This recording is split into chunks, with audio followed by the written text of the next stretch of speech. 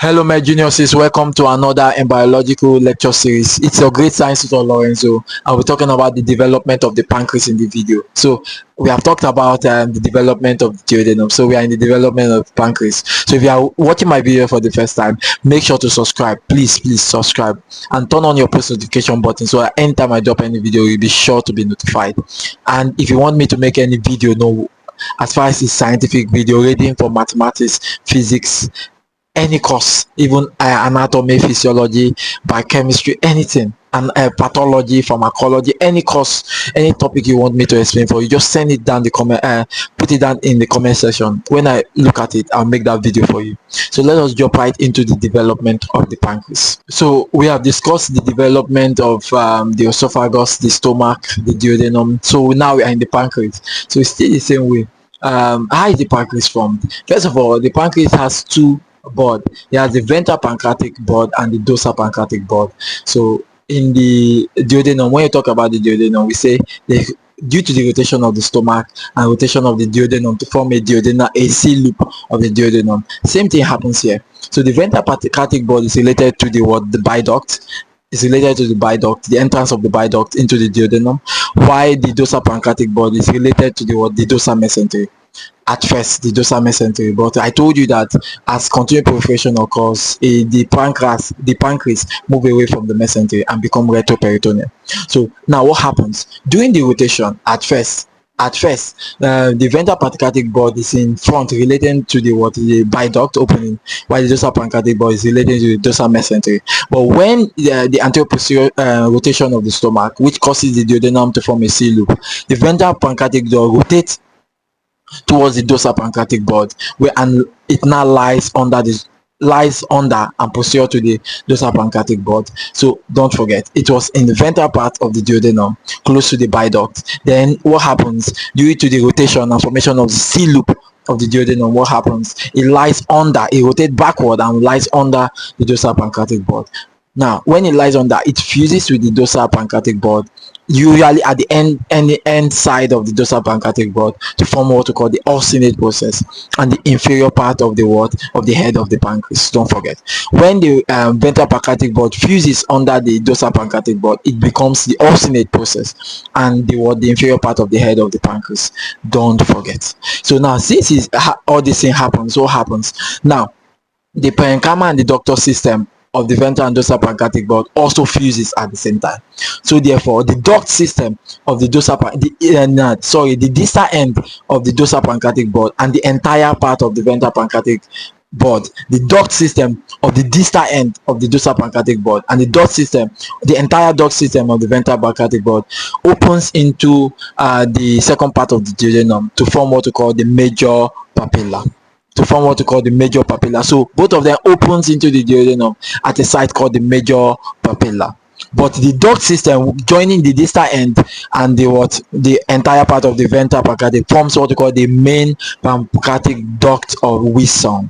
Don't forget, distal end of the duct system of the dorsal pancreatic board and the entire duct system of the ventral pancreatic board forms the main pancreatic duct of Wissong, the main pancreatic duct of Wissong, and opens into the major papilla in the duodenum, usually the second part of the duodenum.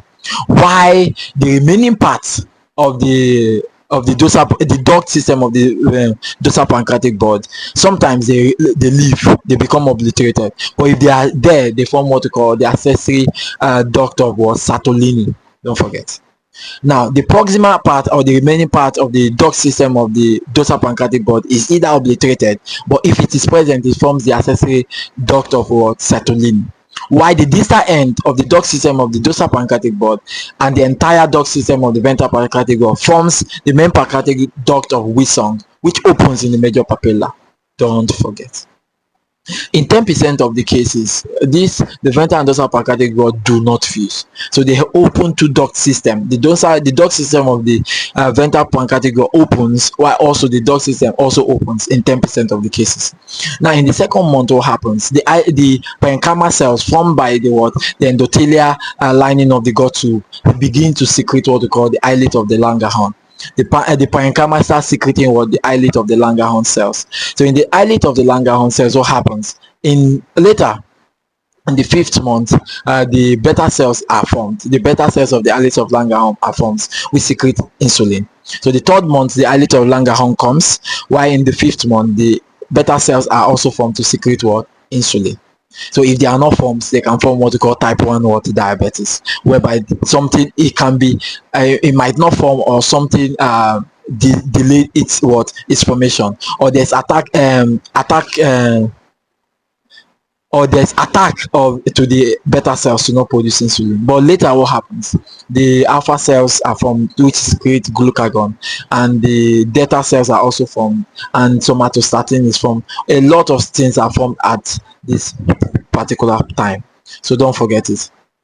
The third month, what happens in the 3rd month? In the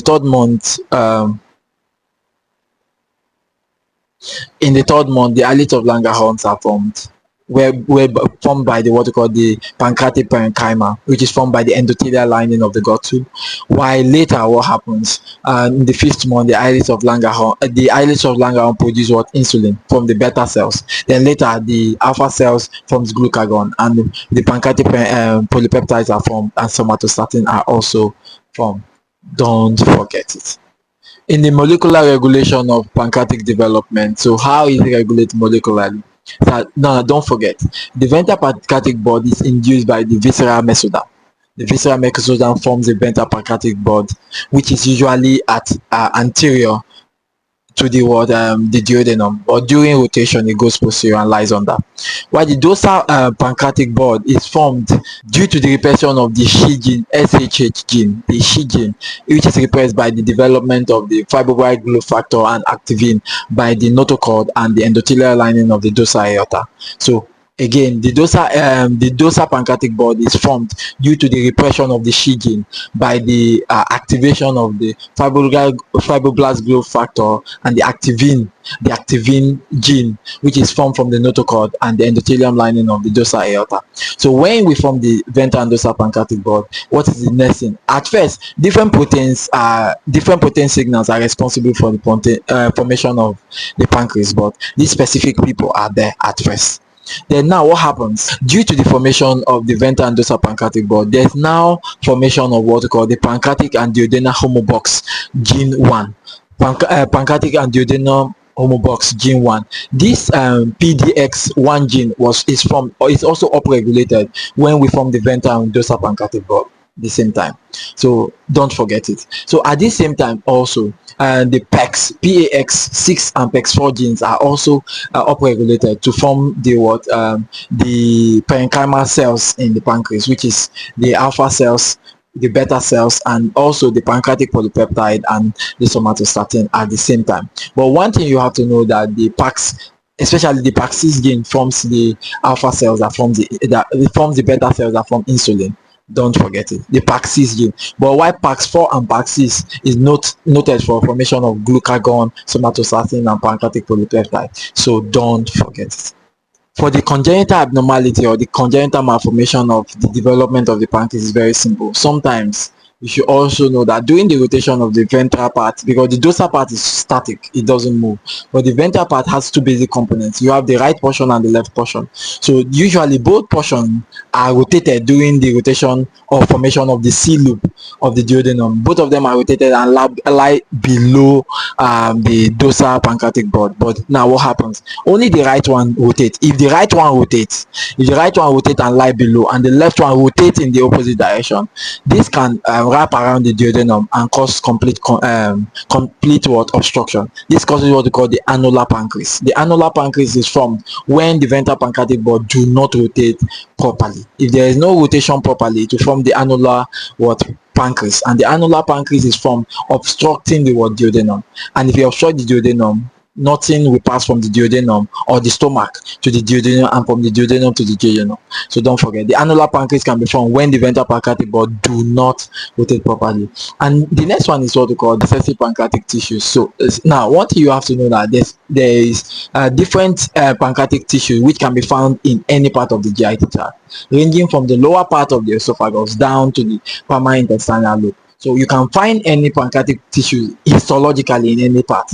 If there's malformation in pancreas development, you can find any pancreatic tissue in all these parts. So from the lower part of the esophagus to the primary intestinal loop, but mostly it is usually found in the mucosa of the stomach and the Meckel's diverticulum. And if it is found, it has the same property as the pancreas. But naturally, pancreas is usually located within the duodenum, but sometimes pancreatic tissues can spread around the GIT tract due to malformation in the development, or the irregular signaling of the molecular regulation we talked about.